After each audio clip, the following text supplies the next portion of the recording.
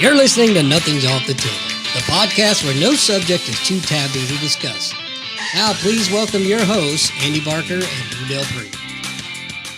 Hey, you're muted again. That was awesome. I always am. But that was awesome. I saw the roll. That was really Nice. Cool. Cool. Yeah, we're trying going to try a few new things tonight. See how it goes. The money's been rolling in from our sponsors. We've upped our graphics. I can't cash the checks fast enough. Or answer the emails. And I'm still watching VHS.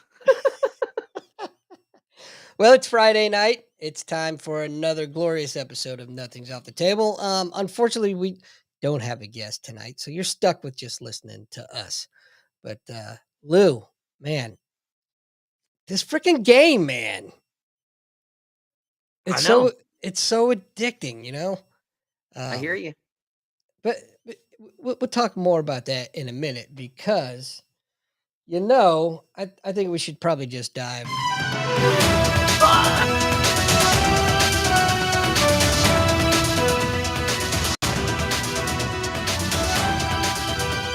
I love that graphic. That's awesome, right? So like you said, we paid for it so you don't have to.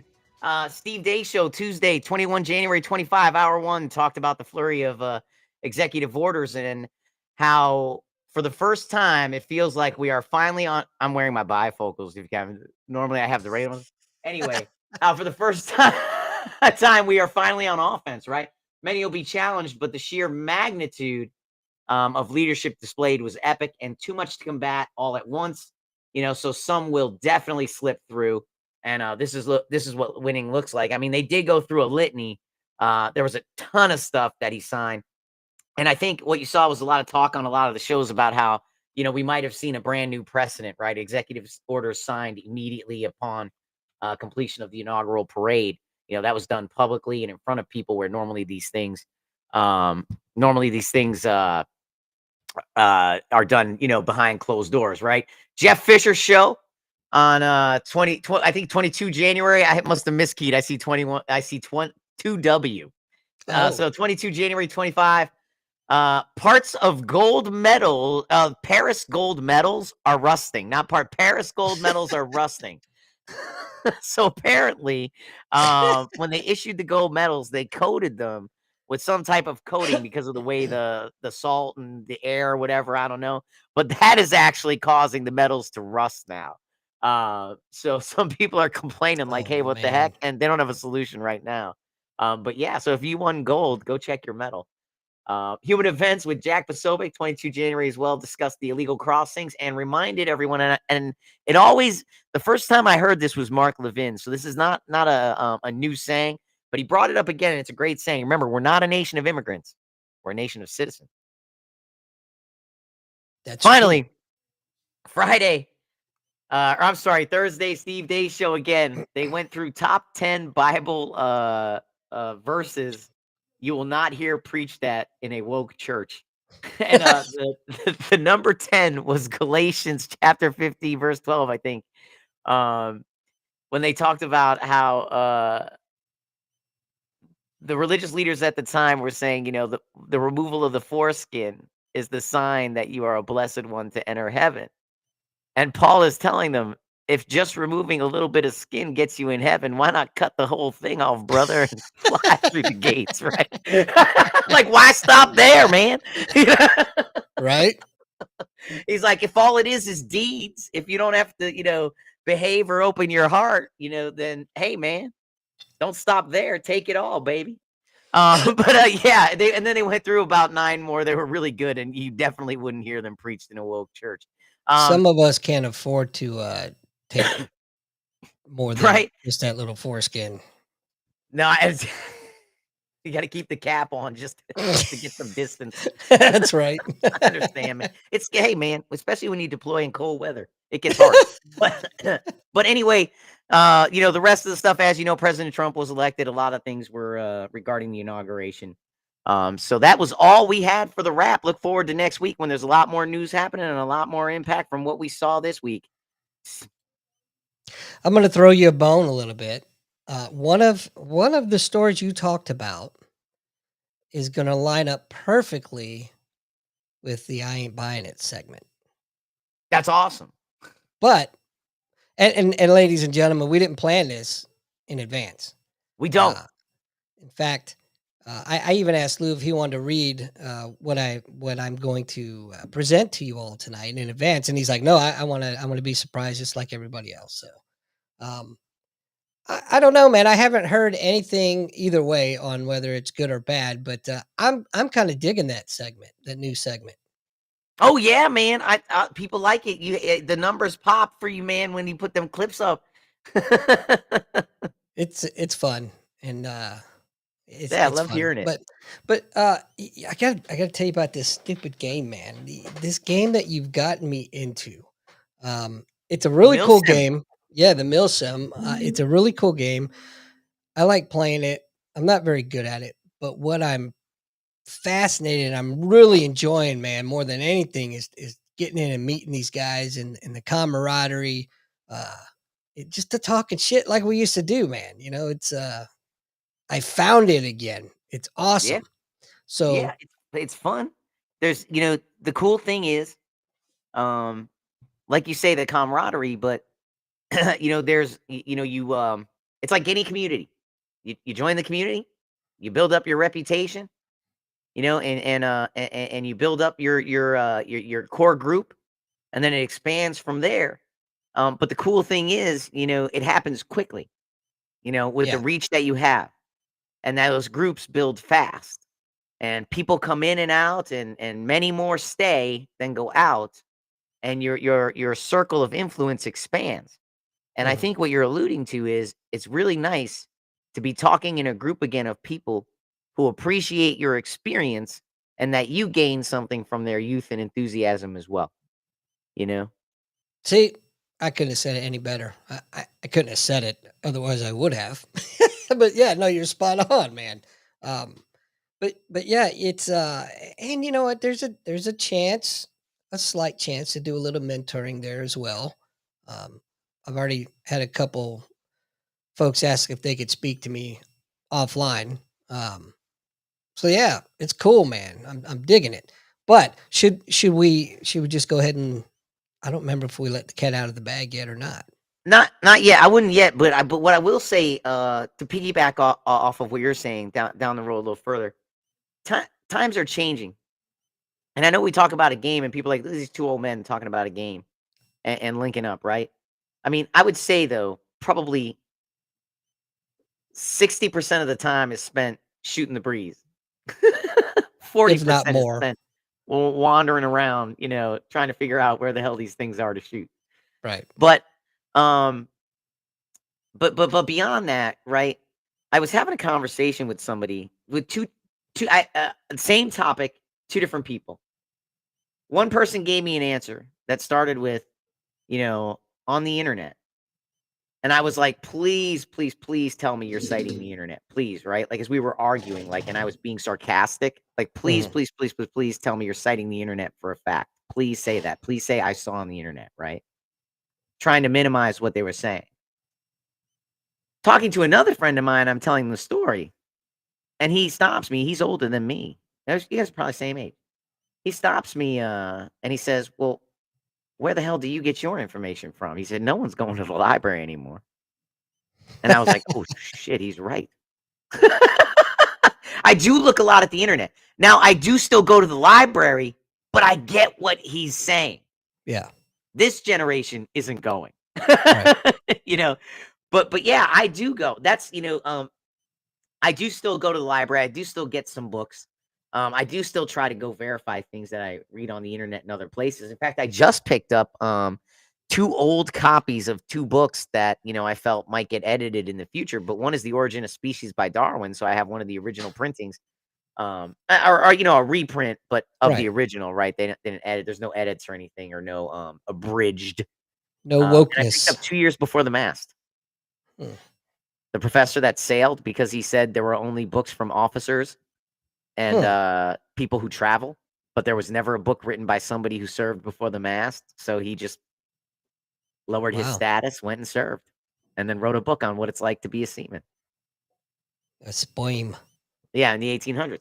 So anyway, I think that'll be interesting to see too, because they do edit out. I mean, even when I was on the Constitution, we had already edited out history to avoid public scorn. Oh my We god. changed the names of items. We don't tell certain stories just out of fear that the public wouldn't understand. You know, Speaking of books, yours should be there by Monday. was it Amazon? Yes. Might be here now. No, I checked. Oh, okay. It's been printed. It hasn't been. It should be shipped out tonight, probably. No, no worries. But But yeah, so back to that game, back to the internet.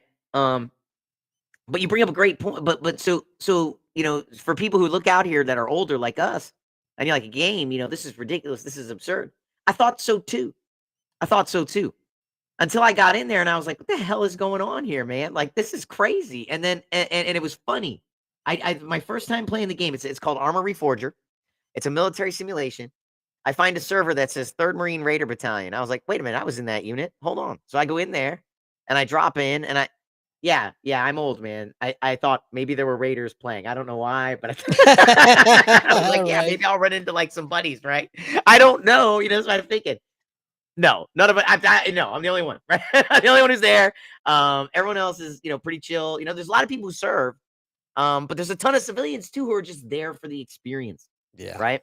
And everything is a one-to-one, right? So there's no like jet packs or there's no nobody's like sliding or jumping over roofs or anything. It's very one-to-one. You work tactics, it's large groups, you go on convoys, they have mission briefings. It's the wildest thing. Um and civilians love it, man. They love it. And the military guys come in like us and they're asking questions and we love answering. And like Andy said, man, it's like being in, it's passing your knowledge on to people. And as long as you're not ridiculous, I mean, people, people are drinking it up, man. There Oh are yeah. some ridiculous people on there, man. I've heard some stories, man. I've heard some whoppers. Oh yeah. SEAL Team 6 Delta Platoon Special Forces fire team. Oh man, I'm telling you, man. It's you get some whoppers in there, but whatever, man. I'm not. Hey, look, I'm there. I'm there for my own reasons. I'm not there That's to right. crack on anyone or do anything. No, Right. But we have a good time, man. We have a really good time.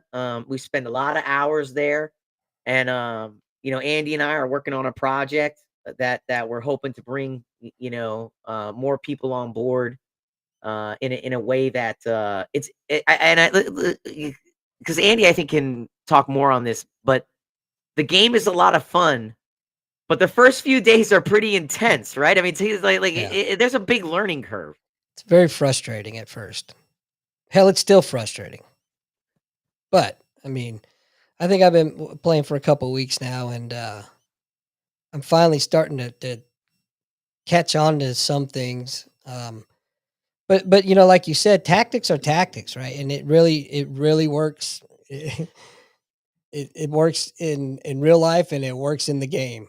Um, Yes, it's yes, it's that's just the fun. crazy part. Like you do what you were taught, and you start catching these guys everywhere. Yep. You're like, wow, this stuff works.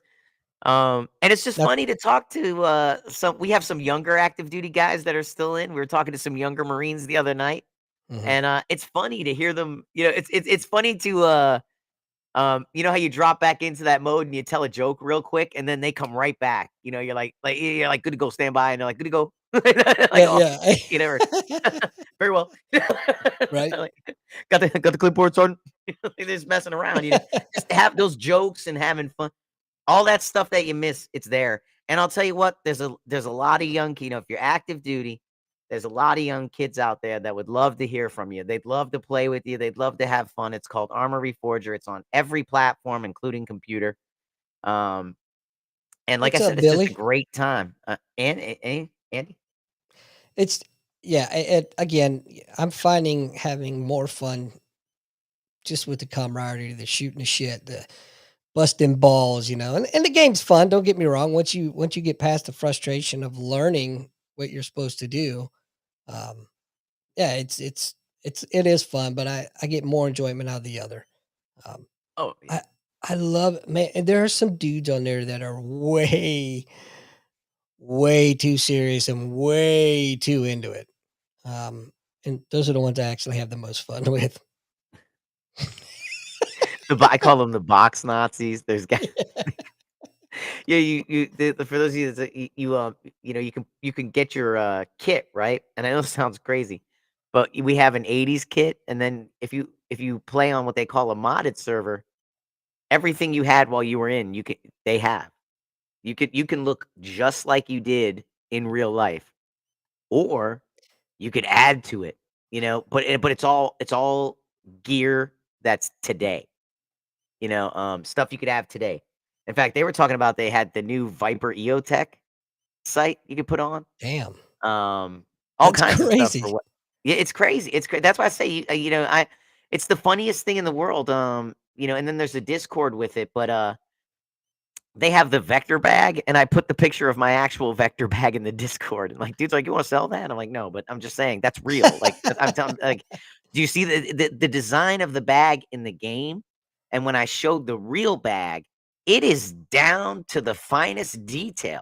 Like where the US stamp is where the US stamp is. You could see where the internal frames are when the person puts it on. Um, they show, tops of the frames that would stick out, like if it were on for real. So I was showing, I was able to show people in the game and show them in real life. Like, see that giant screw there on the back? That's how you adjust the back. It's like it's right there. See, it's all real. Like this or simulation, right? Not real, but The graphics are yeah, great. exactly. Yeah, your knowledge, like Andy says, your knowledge of the actual product, how it actually works. These guys would love to hear. Love to. Definitely. Eat it up, man. Oh my god, they would just, be like little puppies on the teat Yeah. of their mama. And then they have and then it's a two-way street, right? I mean, I'm over here playing with these guys and I'm like, "Oh shit," like something happened on my computer. They're like, here, click there, move here, go there. How's it now? Oh man, I hear everything. Yep, there you go. Yeah, it's cool. Yeah, if I emailed them right now, "Hey, I'm having trouble with something." One of them would come back and say, "Log in, share your screen. Let me see." Yeah. It's a great group of people. There's some turds floating around, Yeah, but, oh yeah, it's yeah, a anywhere. 10% rule, 10% rule. But, Anywhere. it's in and like you were saying, with the one-to-one, the weapons are very realistic. If you're not aiming right, you're not hitting nothing, you know? No. Um, you And you definitely have even have to to adjust up to in the rain. right? You know, they say, "If it ain't raining, we ain't training." That's right. That's right. I remember I remember being on the range. Somebody's like, "Hey, it's raining. Do I need to adjust up one?" He was like, "No, two." But me being young and not knowing anything, I You like look did? over and the guy's like, 'cause I'm like, "Seriously?" He's like, Right, so you basic have to have a you have to have a basic fundamental of shooting principles in real life to shoot in the game as well. "Yeah, it's Because if yes. site acquisition, it's it's just awesome, man. I'm digging it. Weather affects everything." Um, Oh, yeah. like when you're driving, weather affects, the conditions. They have helicopters you can fly. Oh, you get on some of these servers and they're because like when you die, you go back to your base or whatever, or different bases, but they got people flying you into the combat. Like it's crazy. It's like they'll pick up groups of people. That's how large these maps are. They'll pick up people and fly you in, drop you off a hot drop on the roof. Where do you want it? They'll be asking you. Hot drop on the roof. You want it in a field? Where do you want to go? What do you want to do? It's And they'll cool. fly you in, J hook, drop you right on. I mean, these spots. Andy's flying now. Andy's learning how to fly. He'll tell you. It's hard, man. It's not easy. But I think that's like I was telling you, that's what I think I like about it the most. It's the challenge. It's challenging. So, but I think that's enough about the game. But I wanted to talk a little bit about it because we've got some new listeners and some folks that said they're going to be checking out the show, and those are the new guys, and they're a lot of fun. And feel free to call in. The number's already posted there in the chat. So call in if you want to take part in the show. I'll pay you a quarter if you do. That's right. Got to get with HR to get that approval first, but Anyway, Donald Trump, man, let's talk about a little politics going on with. Yeah. He's a different president this time. Yeah, the guy is definitely on the move. I mean, you could tell. It's almost like I heard somebody say earlier. It's almost a blessing we didn't get Trump in 2020. He would not have been this effective. I agree. He would not. So having 4 years off to think it through, build your team, get going. I mean, just the volume and the amount of fronts that this man attacked them on. And somebody was pointing out, like, Steve Dace was talking about it today. After they talked about the 10, or no, it was yesterday. It was the 10 Bible verse.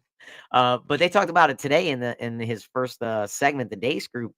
How it's not stopping, right? Like not only did he hit them with executive orders, but he hit them with Gulf of America. And then you had Ron DeSantis come right back with weather reports in Florida talking about Gulf of America, right? Like you have people change Gulf of America. Then he hit the World Economic Forum saying America will be a sovereign nation again. Who was that to? Who did he say that to? Right.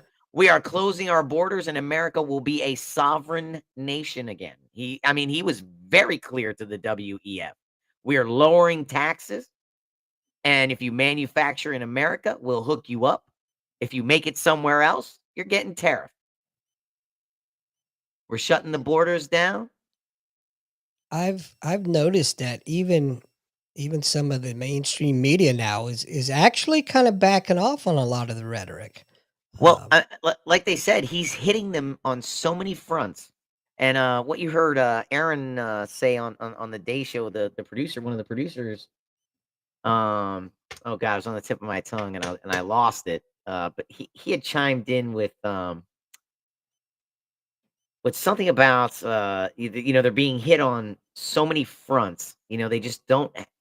It feels like, he said it feels like for the first time, Democrats have to wait to see what happens with the policies in order to know their talking points. Like they're on defense, right? Like they've always been prepped, but whatever. But they're quiet because they have to wait and see now. They don't know what to do. As much as I hate to say this, we actually, what you said with the blessing of not being 2020, I agree with.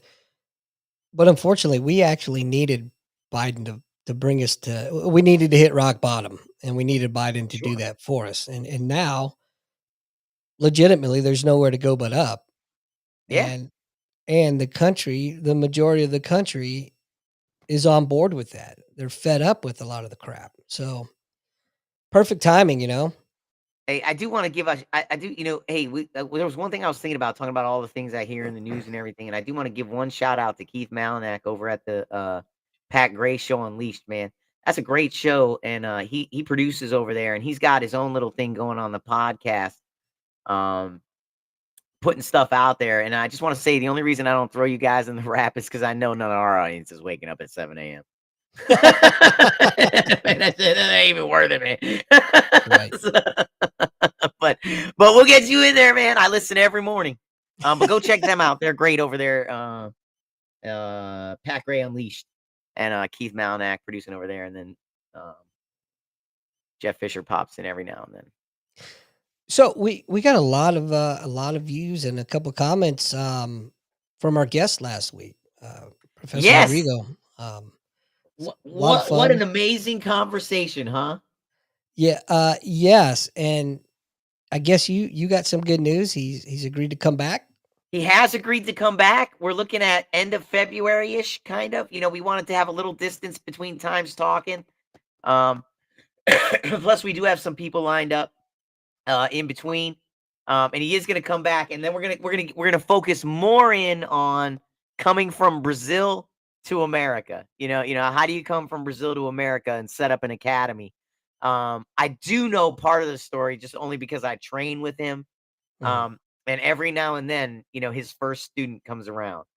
Really? Wonderful. Yeah. Oh yeah. Wonderful guy. Wonderful guy. Just, Wow. older family, you know, but yeah, yeah. I'm familiar with I mean, just amazing, one of those, what am I gonna do? Start in the garage. I don't want to tell it, but he'll be back here to Right. tell it. But amazing, amazing guy. I was so happy to have him on. And so happy, to hear that he had a good time and enjoyed it. Mhm.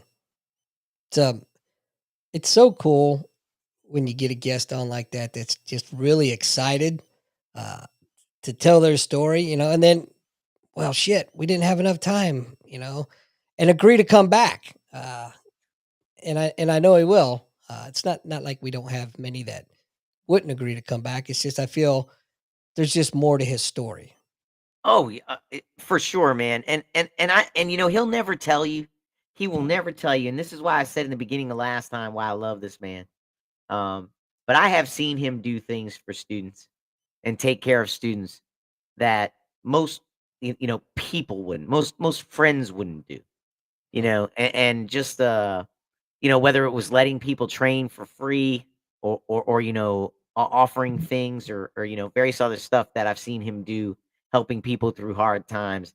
I mean, he truly, um, one of the things we talked about when I took over his kids class was, he made sure I understood there's no bullying, of white belts, that we're a family academy, no punching, no kicking, no celebrating. mhm. This is a family academy with jujitsu and sports. Little kids 5 and 6 have fun. 7 and 8 develop fundamentals. 9 and above, it's time to learn the game of inches. you know, and That's so right. you know what I mean. So he made it very clear, and so and you can tell. I haven't been everywhere, but I feel like we have the strongest kids program in the area. We have over 20 kids on our mat every night. Hmm. Not every night. We only train 2 nights a week, but both those nights we have over 20 students, sometimes over 30. Wow. Um, it's winter, it's wrestling season. If you guys are familiar with Western Pennsylvania, Ohio area, you know, this area is known for producing, top collegiate Olympic wrestlers. Kurt Yeah. Angle's from where I live. That area is to wrestling what Texas is to football. Right, exactly. So a lot of guys like they do jujitsu, but the kids are in wrestling, right? So in the winter, but I'm still packing the mats. Like in the summer, it's huge. But in the winter, I'm still getting 20 to 30. That's why I pointed out, even with competing interests like wrestling. It's awesome. Um, but it's all his philosophy. I mean, it's all his techniques. It's his brand. I mean, we're affiliated with Marcelo Garcia Jiu Jitsu Association, like you talked about, and he's affiliated with Alliance Jiu Jitsu. Mhm. So the pedigree is there. But just a guy that wants people to learn jujitsu, get better, grow personally, and really like live the martial artist lifestyle, He's always on us about food and diet, man. I tell him all the time, I'd be effing up my training with like a pizza right now. Seriously. What's up, Bear? It's well, I don't want to turn this into a jujitsu podcast because we very easily could. I love talking jujitsu, man. Oh, I know. And that's one of the other reasons why I definitely was happy to hear that. Not only is he coming back, but just the fact that he had such a good time doing it. So um, Oh yeah. we will have to talk him into turning that phone landscape next time. But Oh man, yeah, yeah. I want his hat. He told us he was getting us hats, and then he was wearing a team hat. I forgot to tell him I want a team hat, man. oh I'll man, buy. I don't care what it is. I want a team. I'm a hat guy, man. well, I guess he ain't coming on the show till you get a hat then, huh? No, I can't do that. You can't. I can't. We were teasing. I was joking with him, right? I told Andy this last night, right? I saw him last night. Because when kids class is over, the adults come in and he teaches adults, and so we kind of like high five on the way out. Sometimes I stay. I didn't stay last night, but I was telling him, when he comes back, I'm not going to give it away, I said, "But I wanna do something." And he said, "Okay." I said, "And the other thing I wanna do," I said, "And I wanna ask you a question I forgot to ask you. Do you you know, do you really weigh 190 pounds?" He goes he started laughing. He said, "When I told you I did," he said, "'cause his pressure is so intense, man." He used to tell us, like, I weigh 190. We were like the big joke was, "No, it's gotta be 220. No way. No way. There's no way. There's no," but his pressure is so intense. And so when I said that, he smiled and laughed and said, "You know what? It doesn't matter, man." He said, "It could be 150 gonna feel like that if he's a black belt." Yeah. I said, I uh yeah. I wanna point out that the fight that we were supposed to talk about last time on the show happened today, and I'm pleased to say that, of course, Marcelo won, and I'm telling it now because, That's y- right. like Lou said, we're gonna have Professor back on in another month, and by then the fun of it will be gone at that point. Yeah, it's old news, is my point. But yeah, Right. Marcelo North South choke. He he beat Imanari, and I think, if I'm not mistaken, I think he called out Aoki. Maybe. I mean, if they have something coming, I haven't seen the fight yet. I know he won. I have the link and I watched the interview. Did you see the interview? No, I didn't see the interview. Okay, so there's a really really wonderful interview with him talking about why he stepped away, how he won, why he stepped away and what brought him back. Yeah. Um and I don't want to spoil it, there's no it's nothing, nothing you're not going to be like, "Oh my god, I had no idea," right? Unless you were not aware, Well, he did beat cancer last not a year. lot of people know that. So he Not a lot yes, of people, even in the community, even know that he had cancer. so he was diagnosed and he kept it a little bit quiet and our academy's affiliated and like Rodrigo said, they are very very close and Rodrigo respects his privacy and when it went public, he let us know. Right? So when Marcelo said it was okay. So I knew a while back, about yeah, maybe 2 years ago.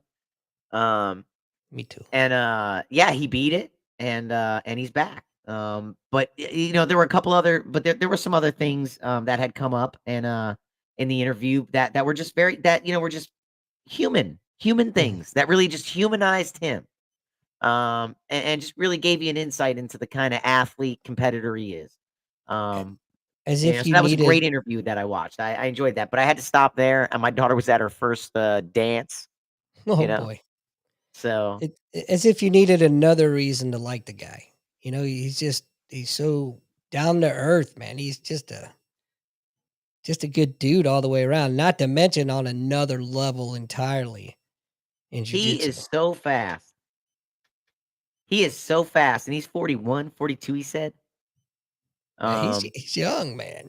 I trained with him a couple months ago at a seminar he gave, to our school, where he taught the North South, start to finish, his takedown, how he maneuvers, and, hand fighting, and gave us a little bit of his philosophy, and then he finished with the North South. And, just to I'll give you one of the $20 tips. He said, "Do 1,000 north souths in no gi before you put the gi on.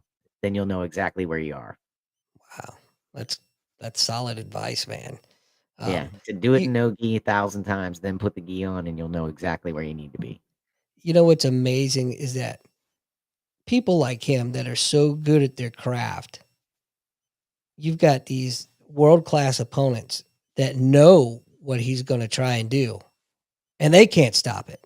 No, You know, uh, these no. guys like him, they typically have 1 to 2 moves that they have perfected, and you know it's coming, and you can't do a damn thing to stop it.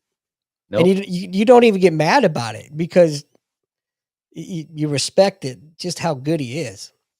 Yeah, But yeah. anyway, um, Oh, see, yeah, there I we were go. talking about we were joking about you didn't talk about, like, you can't what's coming, you can't stop it. Like, we were talking about how, um sometimes the professor, right, he's rolling, but he's also, like, looking around, like, to offer tips and stuff, right? Yeah, and, Right.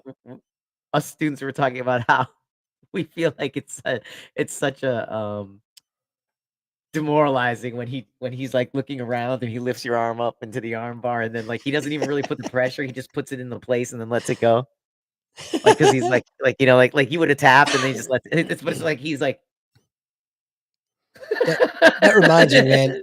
I and then had you start all over, had one of my neighbors over, and we were I was teaching him jujitsu, and Liam was down in the basement watching us, right? Mhm. And I'm rolling with this guy, and now, granted, he's had maybe a month or two of class, so he's a beginner, right? And I feel it's important to point that out. But Yeah. Liam was asking me questions the whole time I'm rolling, right? And I'm holding an entire conversation with Liam. And when at the end of the round, he was so demoralized over that. He's like, dude, you're not even breathing hard, and you had a whole conversation with your son while I'm sitting here dying. It's Yeah. like, Yeah.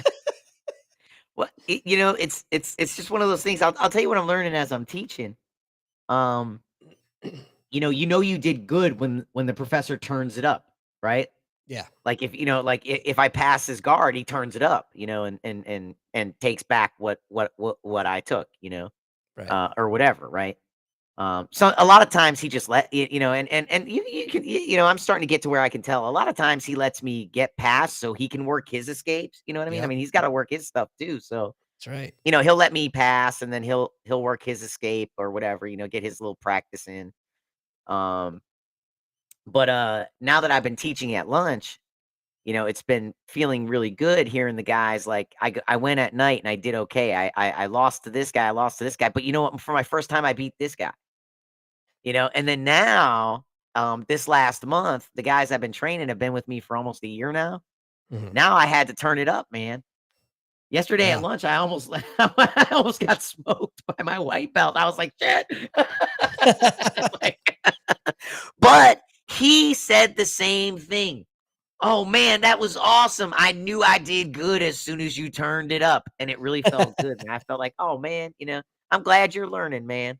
Yeah, Yeah. I loved teaching martial arts, man, and what you said about that is so true because when we went back to Virginia last, um, 2 years ago, um no, I'm sorry, I'm thinking of a different time. Anyway, there's a local place here. I went in and I was with the instructor, right? First first couple rolls with him, and I swept him. I had a beautiful pendulum sweep, right? And I knew that he didn't give it to me because immediately afterwards he choked me out 15 different ways. You know what I mean? But and when he said, "Hey, that was a great sweep," I knew Yeah. that he meant it. You know. Right. Uh, Right. So Right. jujitsu is a game of inches, man. You got to take your victories an inch at a time. Um, Yeah. And although, that's what I told the guys, man. I was like, when the dude was like, man, you turned it up, man. I had a real good thing. I said, yes, of course I did. I was in danger. yeah, right. Very good. And then we talk about, I'm like, yeah, man, look, man, if I'm going to put my knee on your belly, it's because I don't like what you're doing. Right. And I want you to stop. Yeah, exactly. I was I loved seeing the excitement in my students' faces and their eyes when they got a throw on me. But believe it Yeah. or not, I think I was more excited and more happy that they got it. Yeah, exactly. Exactly. Yeah. Like when they do it to me, exactly. Very good. Like I'm always like when I'm like, always like very good pressure. Or like when they hold my shoulders down and I can't do anything, like they don't choke me, but I'm stuck. Mhm. And I'm just stuck there, man. Like Can't do Chuck. anything. Trying to move, trying to get. Now I do tell my guys, and I think you'd agree with this philosophy. And I enforce it on them as well. It's the senior belt's duty to attack. I tell them it's his duty to attack. He has to give you the opportunity to move, work, or whatever. So I Mhm. tell them senior belts can't just hold you inside control. Right. No, oh, yeah. They Yeah, can't you're just not sit. learning anything. It's your duty to attack. So Mhm. I stay on them about that.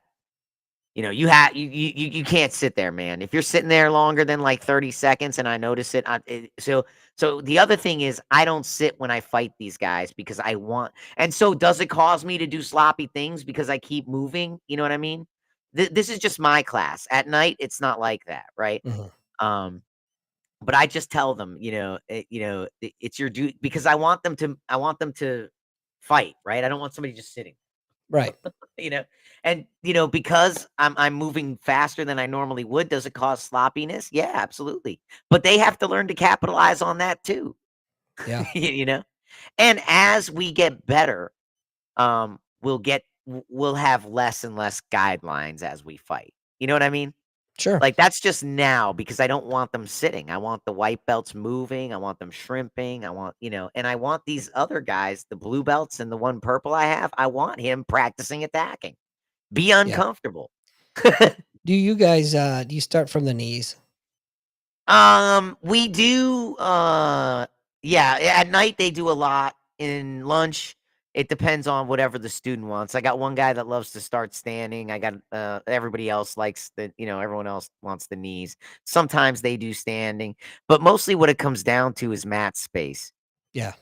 You know what I mean? That's why at lunch we can do it because there's only like 6 of us at most, Hmm. you know? But in the evening when they've got like 15, 16 people, it's you tend to travel. Yeah. I totally get that in mat space, but I'm not a, and this is just me. You can agree or disagree. It's not going to hurt my feelings either way. Uh, I don't like that philosophy of starting from the knees because you're never going to start there in a competition. You're never going to start there in real life if you have to defend yourself. So I think sometimes it gives a false sense of security. Um, Oh yeah. Plus, you got to know some takedowns. Yeah, yeah, we do. So I teach 3 takedowns, right? Now I know more, but I leave the double legs to our D1 black belt. Yeah. And he's asked, not like, even though you have your jujitsu double leg, just leave that to me at the academy, because that's his thing. I'm like, hey man, I got no problems leaving it to you know what I mean? Because I'm terrible at it. And Yeah. um single legs hurt my back. I'll be honest, like the single leg takedown hurts my back. And I always say, like, it's either I'm doing it wrong or I'm a pussy or both. You- So single legs hurt my back. I don't like it. I like the collar drag. I like the guard pull, and I like this. It's more of a self defense takedown where you're grabbing from the waist, putting on, and then it's a little Horion trip that they have. I It's a need to very easy, very very simple defensive takedown. It's not a slam, but it puts you on top. I need to show It's you a very. foot sweep, man. What's up? I need to show you a foot sweep. Foot sweeps were, you know how everybody has a favorite technique Yeah. that you're really good at? Foot sweeps are Uh-huh. mine. Um, Yeah. I believe it, man. There's a nice, like I said, there's a nice one that Horion teaches in his Gracie Jiu Jitsu that I really like. So we do that one. But that's about it, man. Because I see people trying the leg. I'll be honest, I see people trying which one's the leg? Is it Osotogari, the leg trip? yeah. Yeah, Well, I've never seen that work in a competition. I've hit it once or twice, Yeah. but In how many competitions? I'm also a judo black belt. Yeah. You Well, know, that's so what I'm saying. we Like, in how many? And, train. and you've only hit it twice. You compete, man. I, I normally don't. I normally don't go for it. Right. But you see what I'm It's saying, just though? Everybody's always trying, and I never see it yeah. work. And I see people keep trying to practice it, and I'm like, well, okay, I guess. Now, a hint from Marcelo when we talked about foot sweeps.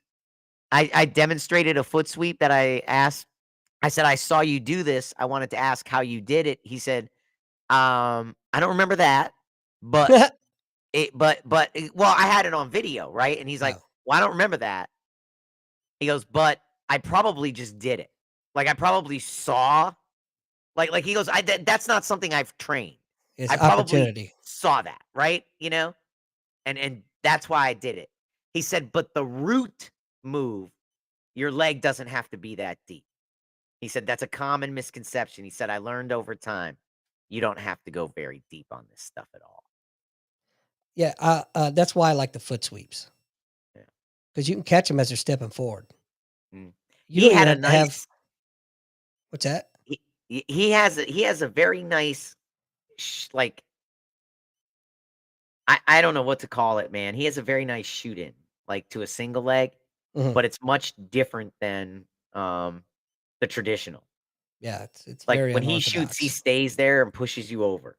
Yeah, Um, and I think that has a lot to do with, well, hell, I don't know. I'm not gonna say something stupid. Anything else stupid. I said enough stupid stuff. But, no uh worries. But the one thing I'd like to say though about him, real quickly, when you say like people on another level, since we have the screen and you can see, um, when we were at the seminar, you know how you ask people to demonstrate, you're like, hey, I want you to grab, and they'll be here, and you're like, no, I want you to be like right here, just for the purpose of demonstration, right? You'll just, mhm, you know what I'm saying, like you adjust somebody. yeah. So he would be talking to us, and he would tell the demonstrator, go ahead and put your hand on my shoulder. And then as he was over here talking, he can't see, but I noticed this several times. The person would be going to go touch him somewhere that was not where he wanted, right? He just said shoulder, but they Mhm. were going like maybe the top when he meant back, right? Or whatever. This happened like 2 or 3 times. As the hand came, his shoulder was already moving out of the way. And then he would look and be like, oh, just right here. But that happened several times. As he'd be talking, and as the person moved to touch him, not where he said, he was already moving out of the way. That's crazy. It was insane. And That's then he would crazy. look and say, "No, just put it over here." Or his hand would go to this was the other thing that would happen too. He'd be looking over here, and he would get it. Yeah. He That's just was that's it was like he knew what was in his space. He knew it was wrong. another level, man. That God, that's awesome. that's why when I saw that, man, I pointed it out to my partner, and I said, "Look at that, man. I've had very few opportunities to see a master of their craft. That is it, man. When you're moving, when you're not looking and you're already moving, like you're already correcting on this guy's mistake, and you're teaching. Yeah. You, you know what I'm saying? I mean, It's and like the old, it was smooth, man. It was it's like the down old and kung fu theater movies, you know? oh, Shokosugi. All of them, the stereotypical master, you know, blindfolded, nose, it's sick, man. It's sick on in a disgusting and in a great way at the same time. Kung Fu the movie. The show is really cool. Kung Fu the movie. There's 2 movies, by the way. Kung Fu and Kung Fu 2 with Brandon Lee. Hmm. David Carradine and Brandon Lee. Kung Fu 2 Oh, was the first movie I ever saw, my first exposure to David Carradine, mhm. because I was a Brandon Lee fan, and I was like, and then I went back and watched Kung Fu, and I was like, compared to Kung Fu 2, this kinda sucks, right? But, later on, I gained the appreciation for the original. Yeah. I Watch the original. Wow! Like, I know it's all cinematography, but when you talk about, like, blind people doing shit, that movie is cool, man, and it's before camera tricks, so somebody was throwing it. Right. They might have been off screen, but somebody was doing it. They didn't have the technology to do stuff like that, That's right. you know? Um, look, we need to stop talking about the martial arts because we could it'd be a martial arts show essentially. But I am really excited. I do believe it's about that time. Uh-oh.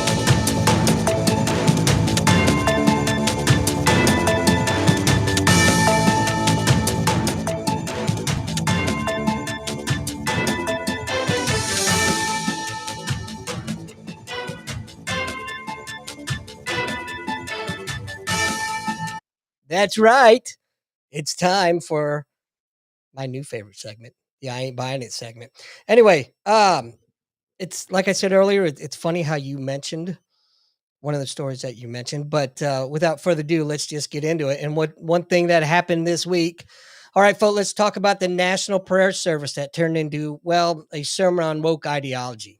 Instead of focusing on unity or hope, we got a lecture from an Episcopal priestess, Mariann Budde, that was so steeped in one sided rhetoric, it's hard to take seriously.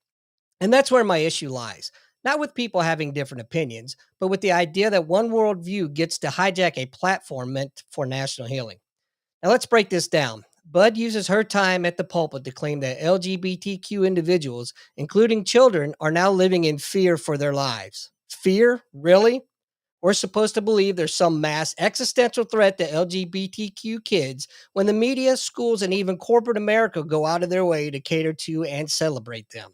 If there's fear, it's being stoked by people like Bud who thrive on inflating threats that just don't match reality. And then there's her take on illegal immigrants. The classic, they're not criminals, they're just hardworking folks cleaning our offices and picking our crops. Now, I'm not denying that many immigrants, documented or not, work incredibly hard, but can we stop pretending that illegal immigration doesn't have real consequences? Drug trafficking, human smuggling, and economic strain on local communities are facts, not narratives. And yet, Bud and those like her want to sweep all of that under the rug while holding up an idealized version of reality that only exists in their minds. But here's what really gets me: the complete lack of accountability. This is the same woman who expressed outrage at Trump for standing in front of a burned church with a Bible, but had nothing to say about the fact that her own church was set on fire during a protest. A protest, mind you, that was cheered on by many of the same voices who claim to want healing and peace. And let's not forget Trump's executive order aimed at restoring biological truth in federal policy. Love him or hate him, at least he's standing up against the madness of gender ideology that denies basic biological facts. But on the other hand, doubles down on this idea. Even addressing these issues is somehow hateful. Now, here's the bottom line: woke culture isn't about justice or fairness. It's about controlling the narrative, shutting down dissent, and forcing everyone to buy into their exaggerated version of reality. It thrives on fear, outrage, and virtue signaling, while ignoring the real issues affecting everyday people. Well, I'm here to say enough is enough. I see through the nonsense, and I'm calling it out for what it is. Woke culture might demand blind obedience, but Lou, I ain't buying it. There you have it. Oh, look. I love it, man. I love it. I love it. I especially love the mention of the bishop, right? Please have pity on our chattel workers.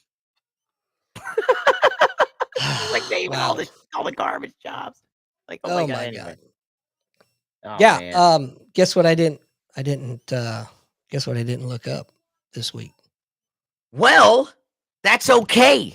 Because Andy, if you're thinking about a charity for veterans, if you're not satisfied, if you want more for your dollar, then I'd say you need to give to Pinups for Vets. They're in every combat zone for every soldier's needs. Pinups for Vets has been around forever, helping soldiers' morale throughout deployments for generations now. And actually, it is military spouses who are posing in these tasteful 50s era pictures, keeping up the traditions of Rosie the Riveter. Act now. Look at pinupsforvets.com. There's more than just the deck of playing cards that your soldier or loved one brought back from their deployment. They also have pillows, throw rugs, blankets, all kinds of things. Pinups for Vets, an amazing organization with some amazing people doing amazing things for our amazing soldiers. And amazing. I can't say amazing. That was just amazing. Pinups for Vets, ladies and gentlemen. Hey, folks, listen, help us out here. Please subscribe to the channel. We're trying to grow. We're trying to reach that 1,000 mark. I don't know what it means. I guess it's probably something cool to somebody, but you know what? It's a goal. Help us out. Comment, click like, subscribe, share with your friends. Tell everybody about it. Let's get them on board. The Not Nation. Lou, I will give you the last word, my friend. Thanks for coming, everybody. It's always a pleasure. We'll keep up the content. We're still working on some of those side projects we've talked about. A lot of things on the horizon, and still bringing you some of the great content. So we really appreciate everything. Like Andy said, comment, click like down below, and support Pinups for Vets. That's right. Oh, hit the little bell so you get the notifications when we go live. Oh, that's right. Can't forget to do it. Be the third caller. That's right. Call now. Yeah. All right, everybody. 9, live at 3 a.m. Virgin sacrifices, unrated time. We'll be doing that. Again. We'll see y'all next week. Bye-bye. You're listening to Nothing's Off the Table with Andy and